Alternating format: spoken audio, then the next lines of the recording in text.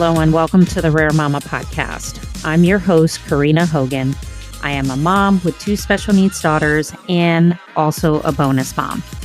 I share with you my journey, my story, and other parents' experiences when it comes to divorce, dating, relationships, co-parenting, and special needs parenting. Hello. Welcome back, everyone. Welcome back to the podcast. So I am so glad to be back to be doing episodes again. I know I took a short break, had to really get some things together. I had to just kind of mentally just process everything that has been going on for the last 2 months. So I'm going to do a little housekeeping, give you guys a little update. So on July 29th, my grandmother on my mother's side had passed away. She suffered from Alzheimer's and tragically passed away. So I had to go out of town to New York City to mourn my grandmother and put her to rest. So I had to take kind of a pause from the podcast and recording, even though I love doing these episodes.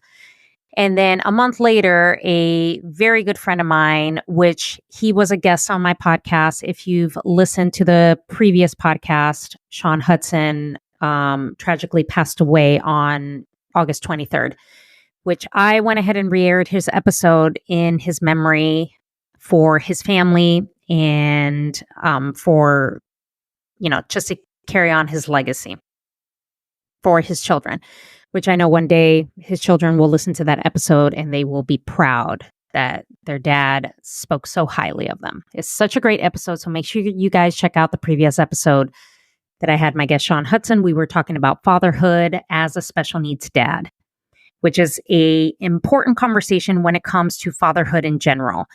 And I feel that fathers do not get enough recognition when they are so involved with their children, regardless if they're special needs or not, that I gave Sean a platform where he could just talk about all the things as far as how difficult it is to navigate fatherhood as a special needs parent. But fatherhood is challenging itself when you're navigating it just as even if your kids are normal. So it's a great episode. Make sure you guys check that out. Also, more housekeeping. So there are going to be some changes going on. I got some updates for the podcast. So a couple of updates is I will be bringing on a few more guests onto the podcast.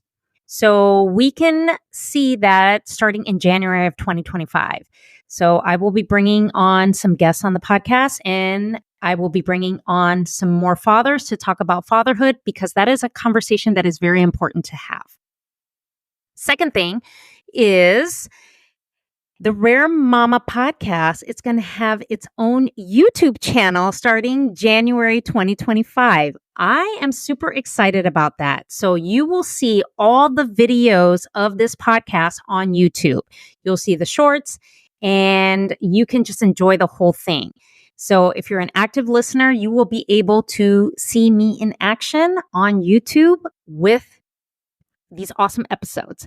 So that's going to take some time. So it's going to take me a few months to kind of get that channel up and running.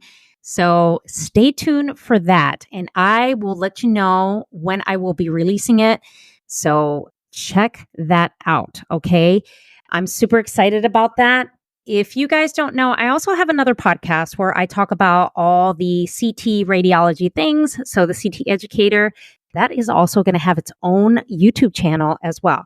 I know I have a current YouTube channel for it. I'm going to resurrect it and revamp it and just do a little rebranding. So good things are happening for Q1 of 2025. So been very actively planning my next year to get ahead and bring you guys some freaking awesome episodes. Okay. So that is pretty much all the housekeeping, all the updates for the podcast. So in today's episode, I am starting a series. It's called Divorce Stories. One of the things that I do talk about on my podcast, because there are several topics that go into not only being a divorced single parent, a special needs parent, or just a divorced parent in general. Because on this podcast, I don't exclude anybody.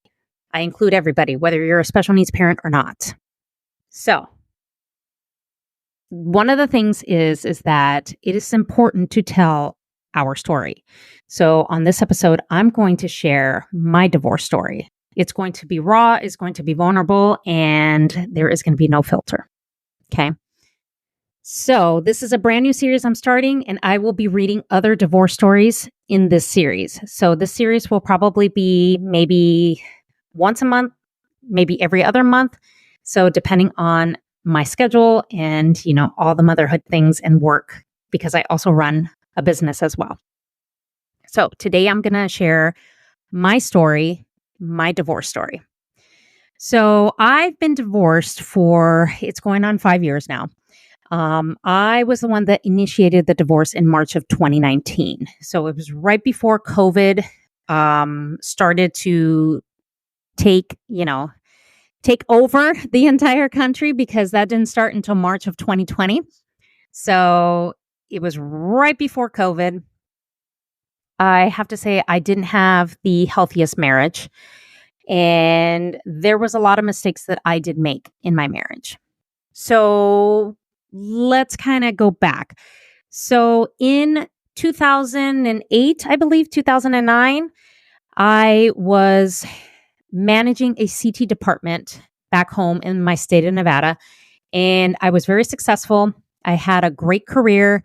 I had 12 technologists under me. I was making great money. I had already bought my house. It was my very first house. My dad, who was still alive at that time, helped me purchase the house because he was a realtor. And I was just enjoying life. I was going out. I was doing good. I had investments. I had, savings. I was on top of the world. But the only thing that was missing for me is that I was missing that partner, that other person that I wanted to share my life with. Most of you don't know that I was married before. I had gotten married at a young age. I was about 24 years old when I got married the first time.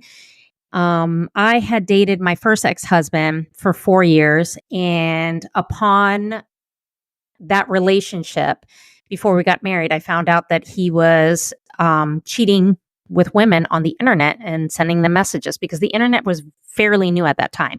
It was kind of through the AOL Messenger and the whole email back then. So unfortunately, I forgave him and I decided to marry him. Well, that marriage did not survive because he wanted to continue cheating with people, and I wasn't going to stand for it. So that marriage got annulled because it was less than a year that we were married. So fast forward to 2009, I believe, somewhere around there, 2008, 2009. I had just gotten out of a 2-year relationship the year before.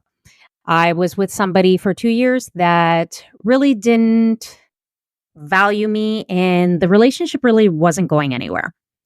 This was a person that had never told me he loved me and didn't want to make any future plans. And it was basically, I was playing house with somebody. So I got the gall and I said, listen, these are the things I want. I'm getting ready to turn 30. I want to get married. I want to have a child. I want these things for my life. Well, naturally, the next day, he sent me a MySpace message and broke up with me. So very cowardly. And I can say that now because it is. So I think when it comes to that, you should really talk to the person to their face or talk to them over the phone and say, listen, this is not going to work for me. But instead, the cowardly way was to break up with me on a MySpace message. Go figure that. So I had gotten out of this relationship. I wasn't interested in dating anybody. I had been divorced for quite some time. And all of a sudden, I decided to dip my toes into online dating because that was starting to become the thing at that time. So I believe Plenty of Fish was pretty popular back then. This was before Tinder and Bumble and Hinge and all these other, ridiculous dating apps that there are now. I think coffee meets bagel was a thing back then too. So I decided, well, why don't I make a profile? It couldn't hurt because every time I was going out, there was nobody that I really connected with. But the problem with me is that I was so closed off to people because of my childhood and the abandonment issues that I had from my biological dad not being in my life. And my stepdad, who came into my life at a very late age, I was about 18, 19 years old when he stepped up and was the father figure for me. So I had to take some time to really let him in and let him be a part of my life. So naturally, I really didn't want to be vulnerable with anybody. I really didn't feel safe with people.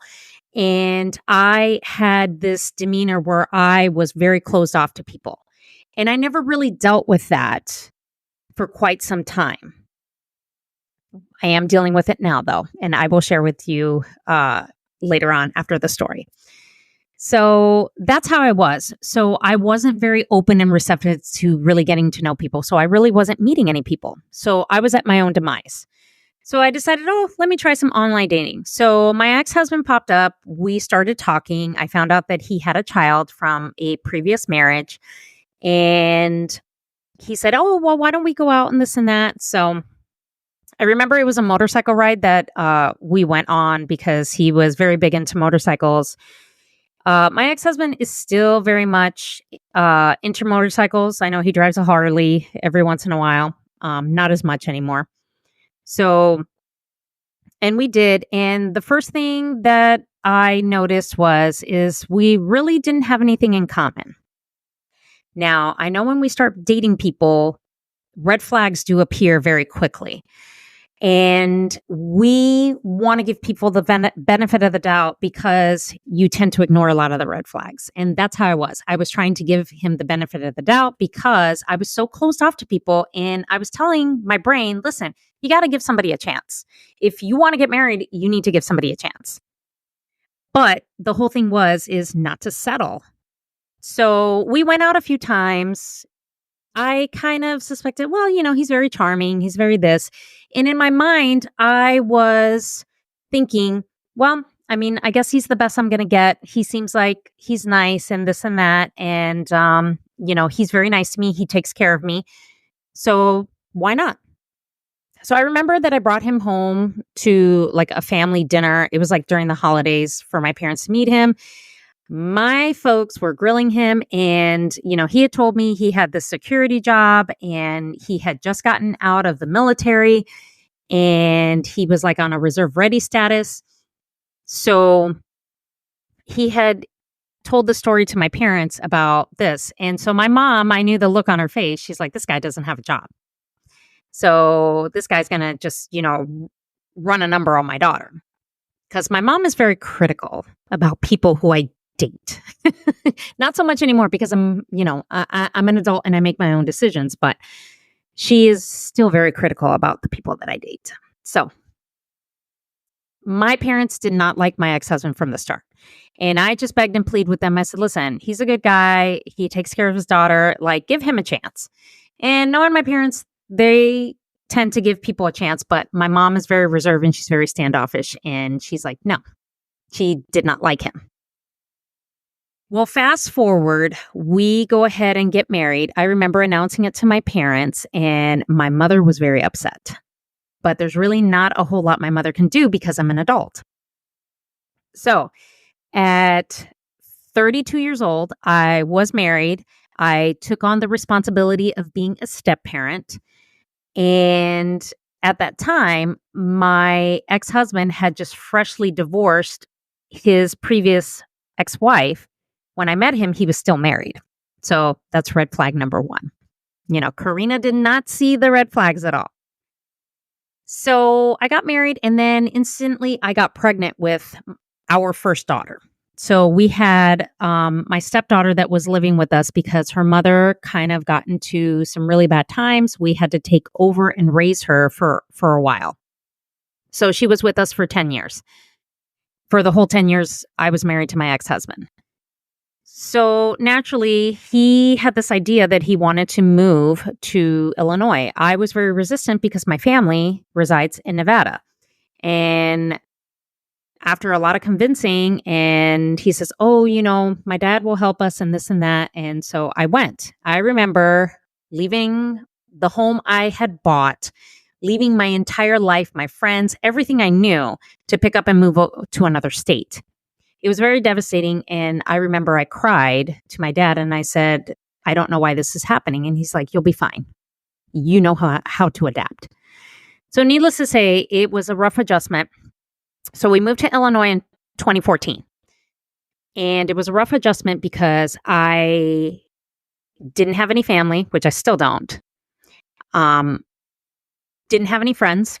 And I had no support out here, knowing that I had given birth 3 years prior to my daughter, who is 13 now, who has a lot of medical complexities and has a chromosome deletion. So naturally, we're dealing with a special needs child that has a lot of medical issues. So the healthcare in Nevada wasn't what it needed to be that time, and Illinois was a little bit better. That has changed since that. I had a very, very hard time adjusting not only to snow, cold weather, not having any family, not having a support system, not having just people around me to say, "Okay, everything's going to be okay. Everything's going to be fine." Right?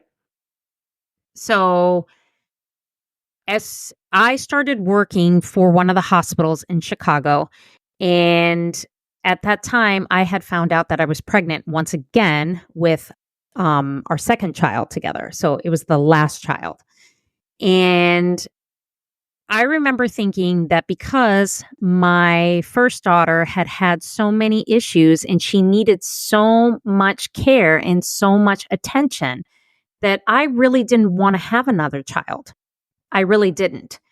And quite honestly, I felt like I was forced to have another kid. And I know that's really terrible to say, but that's how I felt because my ex-husband was very manipulative and very controlling. So I was pregnant and I said, "Okay, I'm going to deal with this." I had to get all the testing just to make sure that this pregnancy was going to be okay. I had a very rough first pregnancy, and making sure that this child did not have any abnormalities that I couldn't, bring this child to term and give birth to them. Well, everything was fine. I had a healthy baby girl in 2015. So I have two daughters by my ex-husband plus my bonus daughter. And needless to say, it was an even more rough adjustment because I have a newborn baby, I have a medically complex child, and then I have a stepdaughter that needs my attention because I'm taking care of her and maintaining a good relationship with her mother over these years to make sure that I care for her and provide what she needs. Now, all this time, my ex-husband was, retired from the military, did not have a job the whole time we were together. And I had to work two jobs at one point where I had two kids under the age of 5 just to keep us afloat and keep everything going in our household, which is very tough.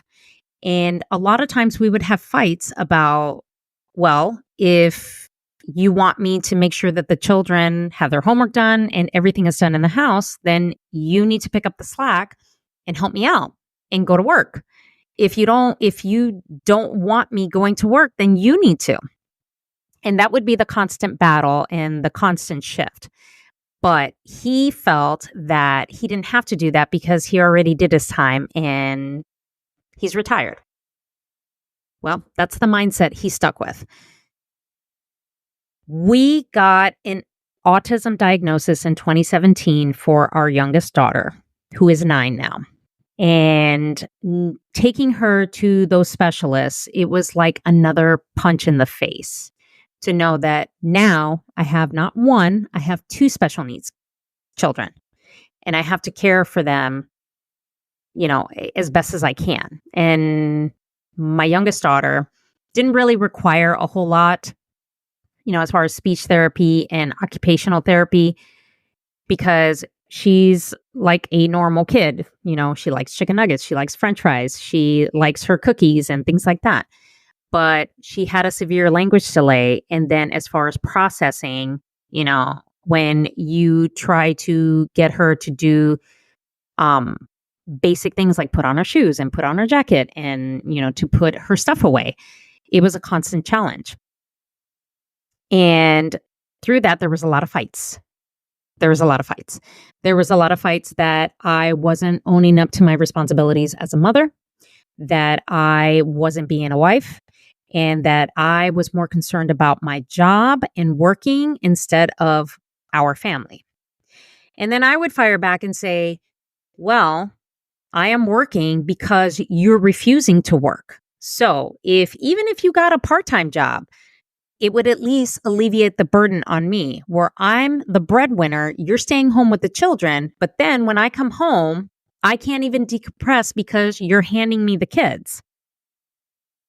Naturally, I became very resentful as time went on, and there were a lot more fights and arguments. And I started to resent my ex-husband, and I actually didn't want him near me.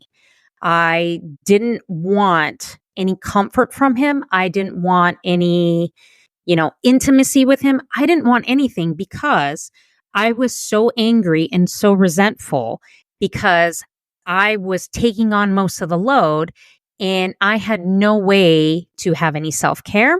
I had no way to decompress, and I had no way to be me as a person because he told me for many years that if I had self-care, then I'm cheating. And I don't do that. If I went to go get my hair done, who am I getting my hair done for? That's cheating.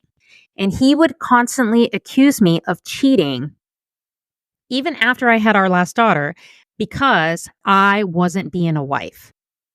Listen, I told him I'm fucking burnt out. Okay. I am working constantly and I am trying to provide for our family, and you're not helping me. You're not helping me at all.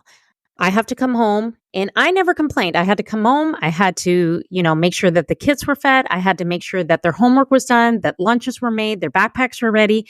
Everybody needed a bath. All those things needed to be done. And I did them with nothing. All I asked is that when I came home, give me 10 minutes to just decompress so I can focus on the kids. It was, no, you've been in here for 5 minutes. You need to come out here and take care of the kids. So naturally, as a mom with special needs kids, you start to resent your partner. You start to resent your spouse. And I did. And that's where most of the fights came. So in 2017, after our daughter's diagnosis, we moved to Indiana because it was getting very expensive to live in Illinois. And we had moved to a town that was very far away from where I worked. And things just got worse and worse and worse as we were there. And in 2018, this is when I found out that my dad was sick and he passed away from a stroke, and he also had stage 4 esophageal cancer. So this really hit me hard because I was dealing with a marriage that was going down the toilet. And then my dad, the man who stepped in and was my father figure, suddenly died. And I had to go back to Nevada to, be there. And I was there when he passed away. And it was the day after Mother's Day. So that event just really just set the catalyst. Like it lit the fire on how bad my marriage was going, and the constant fights and the constant, accusations of cheating.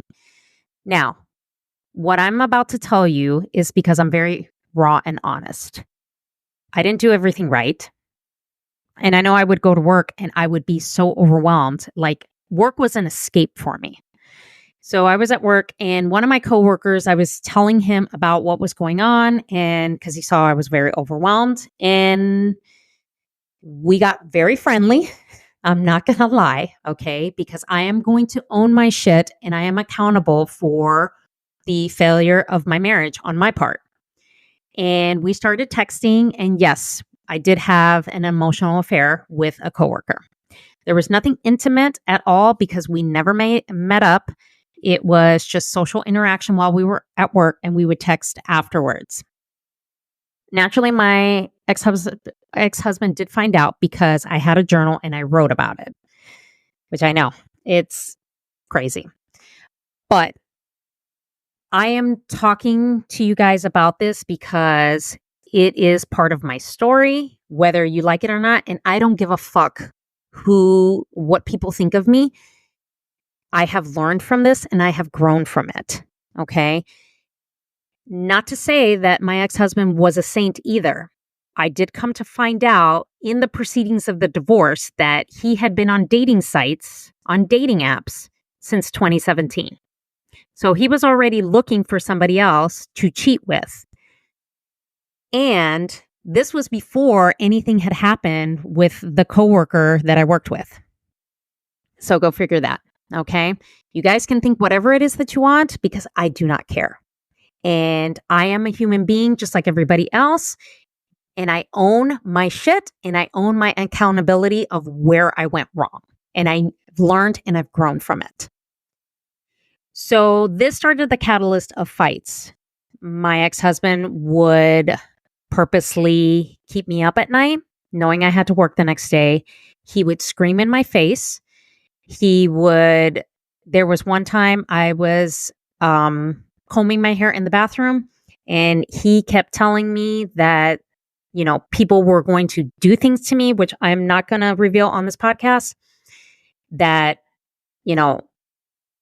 and that I was worthless and I wasn't a woman and I was nothing and there's better women out there that he can have. And I told him, if that's how you feel, then go have them. And then he proceeded to grab me by the neck, by my shirt. And I got scared because he had never put his hands on me. So that was an incident that I will never forget. So I told him, I said, don't ever put your hands on me ever again. And so he walked out and he left. And then it was the apology. And then it was get the fuck out of my house. And it was, I want a divorce. Okay. So I tried very hard to fix the marriage. We went to counseling. We saw a therapist. When I sat down with the therapist, that really didn't work because he was so checked out that he was not listening to the therapist. The therapist says, okay, she quits her job. She's with you. Are you going to be happy? And he's like, well, I don't know what you mean. And what I've come to find out is that my ex-husband couldn't process a simple conversation. And there have been a lot of specialists because our youngest daughter has autism that they think that he is on the spectrum as well and just refuses to get tested. Because a lot of the arguments he couldn't process.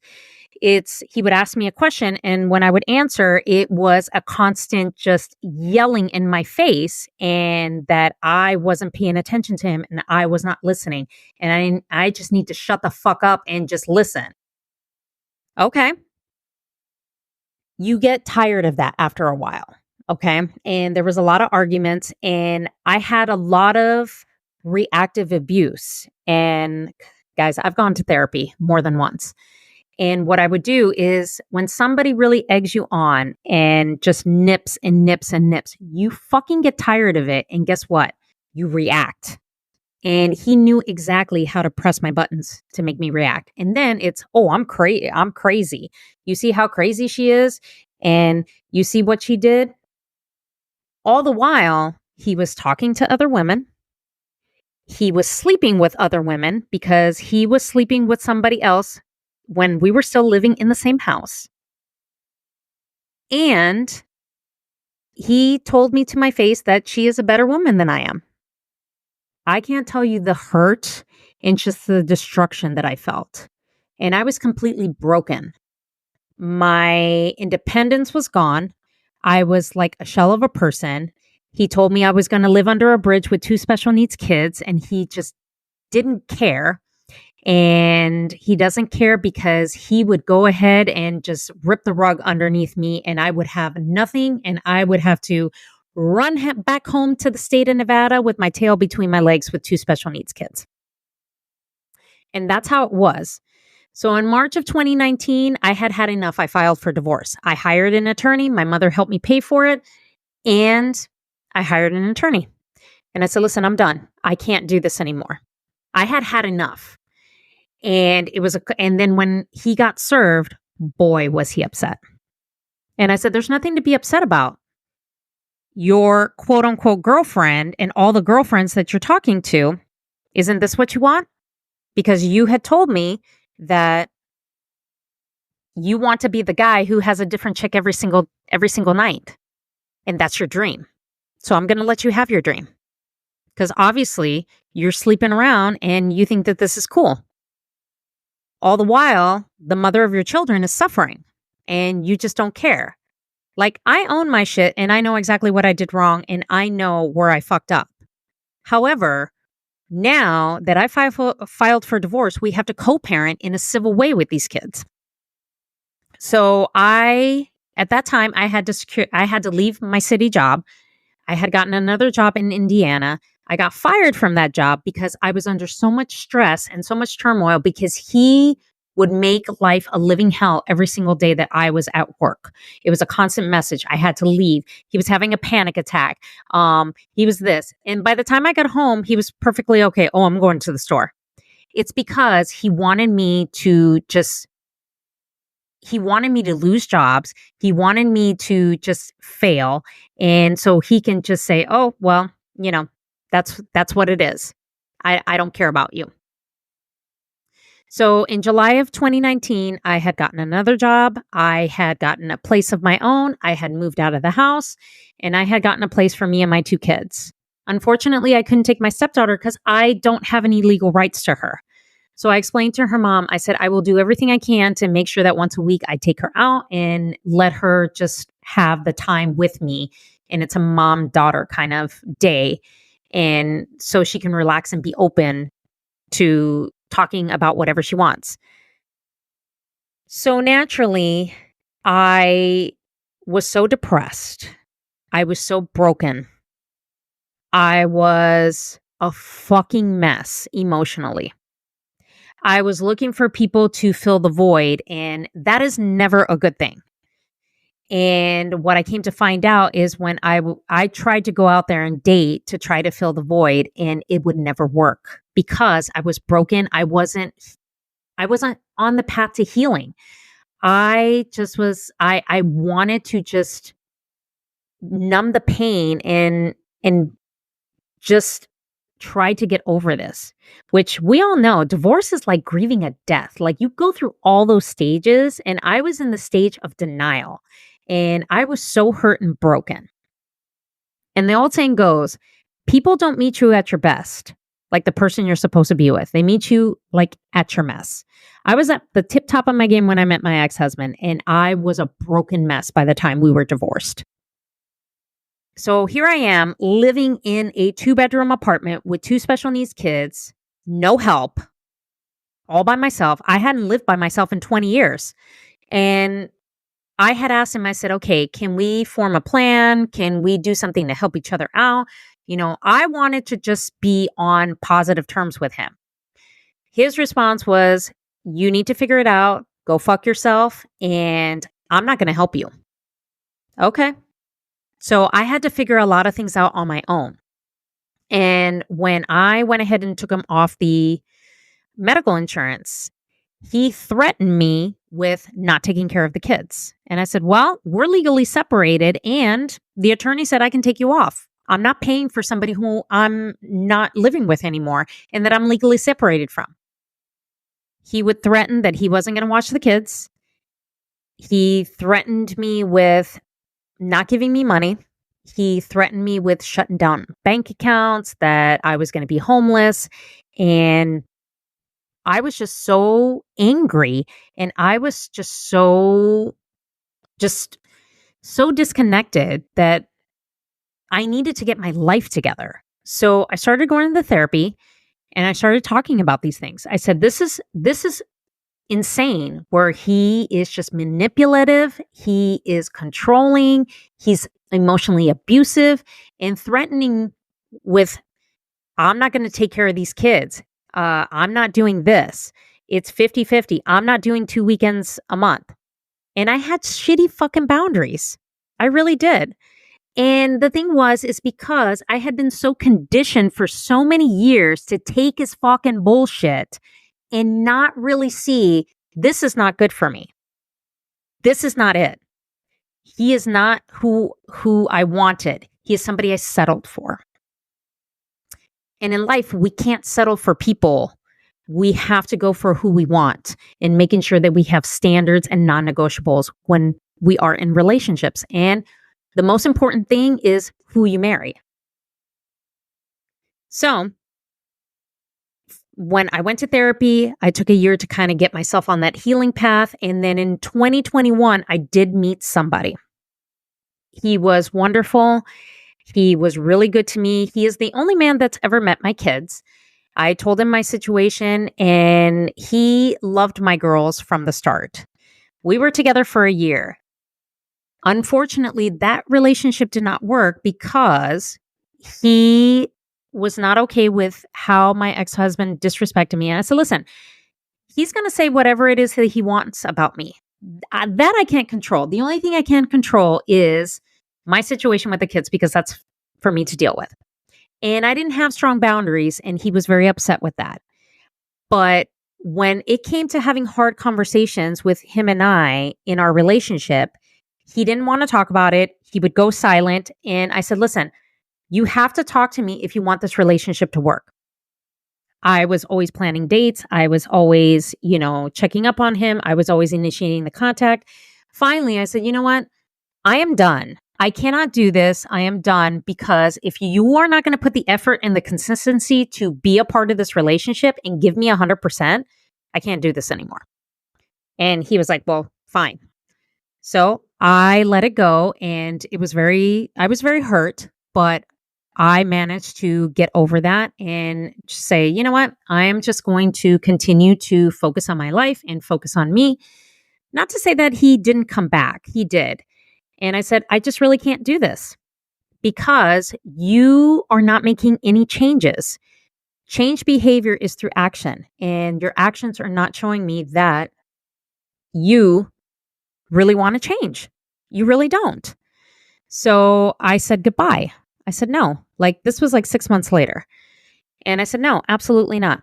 I just can't do it. Okay. I think he's a wonderful guy. However, it doesn't align with the life that I want with somebody. So I can't settle for somebody else. Now, in this process, as far as co-parenting currently to this day with my ex-husband, is not a very easy thing to do, but I've kept it very civil because him and I, we don't speak. If anything, it's through electronic communication. And I prefer to do it that way because he cannot handle a simple conversation where one person talks, the other person listens. So I rather keep everything through electronic because it becomes a fight. And I don't want to disrupt the happy home I have for my children. My children are very good kids that have a very stable home. It's very quiet. It's very peaceful. It's healthy. And I do not want to disrupt that. Now, I have a lot stronger boundaries because I am not going to let somebody get away with walking all over me. So is it peaceful most of the time? Yeah, I can say it is. And you know what? I respect my ex-husband because he is the father of my kids. And if anything, I would like us to be very friendly so the kids see two healthy parents. However, he has to do the work. He has to make sure that there is respect towards me, which 9 times out of 10, there's not. And he needs to let go of lots of resentment that he has towards me. I have apologized and I've owned my shit. The thing is that he has to do the work to heal himself instead of filling it with a person. And I think that's where he struggles. And if anything, I always wish him the best. I do not have any ill feelings. If anything, I would like us to be, have open communication so our kids can see that we communicate and it's two happy, healthy parents. Just because they're not in the same household. But you know what? If it comes to, an event for one of our kids, like we should be at those events together because we are the parents. Maybe one day it'll be like that. So that is my divorce story. As far as me, healing is an ongoing thing. And I know when it comes to inner child work, and I had mentioned that in the beginning, I have been more open and more vulnerable when it comes to that. And it's one of the hardest things I've had to do in my life, to be more open to people and to be more open to relationships and love and, possibilities and opportunities. It's a struggle, but I do keep my mind and my heart open. And I know exactly when to make sure that I keep myself safe and protect myself in the event of, people who are not good for me. So that is my divorce story, as raw and vulnerable and unfiltered as it is. So if you have a divorce story that you would like me to share on the podcast, please send me an email at email@thecoparentingmama.com. It'll be in the show notes. Also, make sure you stay tuned for more episodes and awesome YouTube channel coming January 2025. So thank you so much for listening to this episode, and I will chat with you guys next week. Thank you for listening to this episode. If you have an interesting story that you would like to share on a future podcast episode, please send me an email at email@thecoparentingmama.com. If you would like to be a guest on the show, please click the link below and fill out the form. Don't forget to like, share, subscribe, give a five-star review, as this helps reach more of you parents out there listening to this show. So thank you so much for listening. We'll talk to you next time.